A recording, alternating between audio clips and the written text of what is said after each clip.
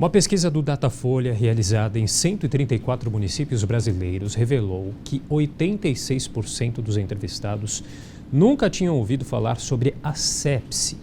Por aqui, a doença é responsável por cerca de 233 mil mortes em UTIs.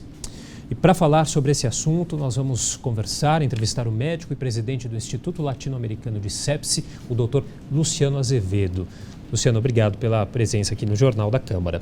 Bom, já que tem esse número tão alto de desconhecimento em relação a essa doença, essa síndrome, explica para a gente um pouquinho o que é a sepse. Bom, primeiro, obrigado pela oportunidade de estar aqui falando para vocês, tentando explicar um pouquinho, conscientizar a população brasileira do que se trata a sepse. A sepse nada mais é do que quando você tem um processo infeccioso e esse processo infeccioso se agrava. Na tentativa de combater essa infecção, o organismo lança mão de produtos, de células que, tentando combater essa infecção, acabam agredindo, afetando os nossos próprios órgãos. E aí, os pacientes acabam evoluindo muitas vezes com o que a gente chama, e muita gente no público leigo já ouviu falar, de falência múltipla de órgãos, né? Fulano morreu de falência múltipla de órgãos. Então, isso nada mais é do que, durante um processo infeccioso grave, a tentativa do organismo de combater esse processo infeccioso acaba danificando, comprometendo a função dos órgãos. E aí o rim para de funcionar, a pessoa precisa fazer hemodiálise para corrigir essa função do rim. O pulmão para de funcionar, a pessoa precisa ser conectada no respirador artificial para poder respirar adequadamente e por aí vai. Então, os órgãos vão falhando e cada órgão desse que falha, a chance de óbito da pessoa aumenta significativamente. Quer dizer, começa como uma infecção pontual que vai se alastrando para demais órgãos e aí que é a chamada infecção generalizada que a gente normalmente escuta dizer, né? Esse era o conceito antigo que se tinha de que a sepse era infecção generalizada ou infecção da corrente sanguínea. Hoje a gente sabe que ela pode até estar localizada num determinado órgão, mas os sintomas que ela causa, como resposta do organismo a essa infecção, acabam se generalizando e induzindo isso que se chama de falência de múltiplos órgãos. Agora, a gente tem a impressão de que é uma infecção que é pega normalmente dentro do hospital. Isso não é verdade, ela pode também ser contraída fora do ambiente hospitalar? Perfeito, exatamente. Então, existe essa noção de que infecção hospitalar e sepse são a mesma coisa, mas essa noção ela está equivocada. Óbvio que quando você tem uma infecção hospitalar, as pessoas que morrem de infecção hospitalar morrem muitas vezes de sepse, causada pela infecção hospitalar. Mas qualquer pessoa, você, qualquer pessoa que esteja na comunidade pode ter uma infecção e dessa infecção vir a desencadear uma sepse de acordo com a resposta do seu organismo. Então, pegou uma infecção no metrô, a gente está chegando na época do frio, né?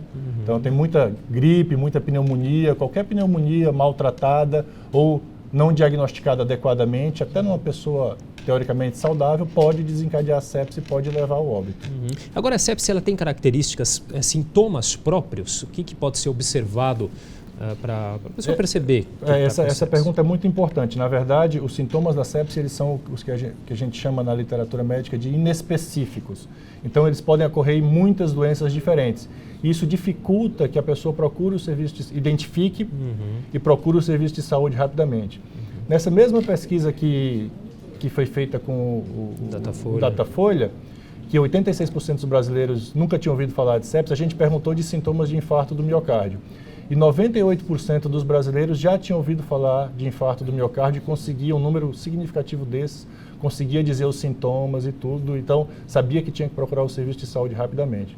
Se você tem uma doença que você sabe quais são os sintomas e que deve procurar o serviço de saúde mais rápido, a chance de você reduzir a possibilidade de morte por essa doença é muito maior. Claro. Agora, na sepse, como eu disse, os sintomas são inespecíficos. Então, são sintomas infecciosos gerais, febre, mal-estar, às vezes náusea, vômito, muito suor frio, né, desidratação.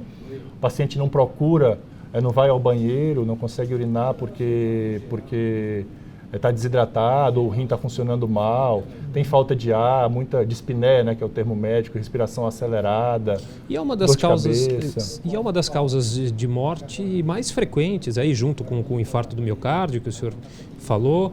E apesar disso, é uma doença muito desconhecida, né? O que explica isso?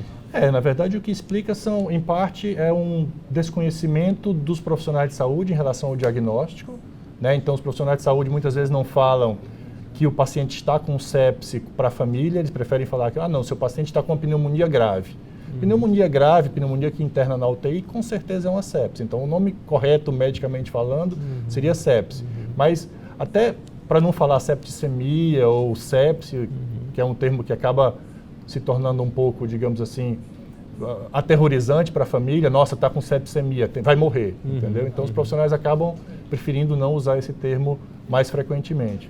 E o próprio, a gente precisa de campanhas como essa que eu estou fazendo aqui, de campanhas de massificação da informação, de conhecimento, para o público poder saber do que se trata e entender que se aparecer algum desses sintomas, você deve procurar o serviço de saúde ou levar o seu familiar a procurar um serviço de saúde mais rapidamente. Quer dizer, a informação, claro, a divulgação da informação é muito importante para essa questão. Mas é possível prevenir a sepse? Dá para você prevenir pelo menos o surgimento das infecções. Então você pode, por exemplo, vacinação, uma medida extremamente importante, né, para vacinação, principalmente dos mais afetados pela sepse, que são as crianças até os 2 anos de idade e os mais idosos, né? Então existem vacinas específicas para essa faixa etária que previnem complicações infecciosas e consequentemente sepse, por exemplo, vacina para gripe, né? Hábitos de higiene, então lavagem de mãos. Se você vai visitar um familiar seu no hospital, é importante que você lave as mãos antes de entrar no quarto do seu familiar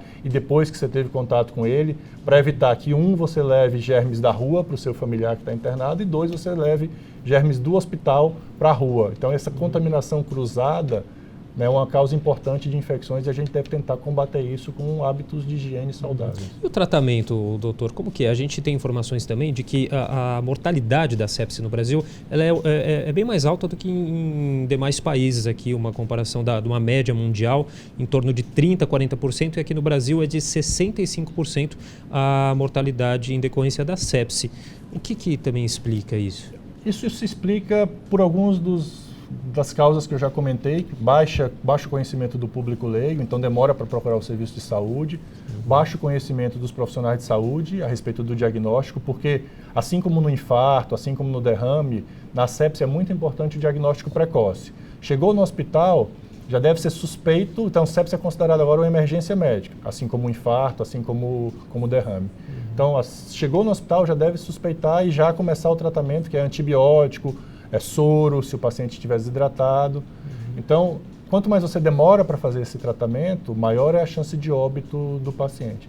E a gente sabe que uma das causas de mortalidade maior da sepse no Brasil é característica intrínseca do nosso serviço de saúde. Então, os pacientes muitas vezes demoram para serem atendidos adequadamente, eles demoram para serem encaminhados para a unidade de terapia intensiva, que é o local mais adequado para se tratar um paciente com sepse. Que envolve aí também muita tecnologia e muitos custos, né? Exatamente. Também é uma doença que é a principal geradora de custos nos setores, tanto público quanto privado, né? Exatamente. Então, se você tem pacientes que ficam indo e voltando ao sistema de saúde e não têm acesso ao hospital para começar o tratamento rapidamente, ou não têm acesso ao UTI para serem monitorizados, serem avaliados adequadamente, serem tratados da melhor forma possível, o resultado disso é uma elevada mortalidade pela sepse no nosso país. Faltam políticas públicas, doutor, para conscientizar a população? Faltam políticas públicas mundiais, na verdade. Então, as entidades mundiais de combate à sepse se uniram e fizeram uma campanha junto à Organização Mundial da Saúde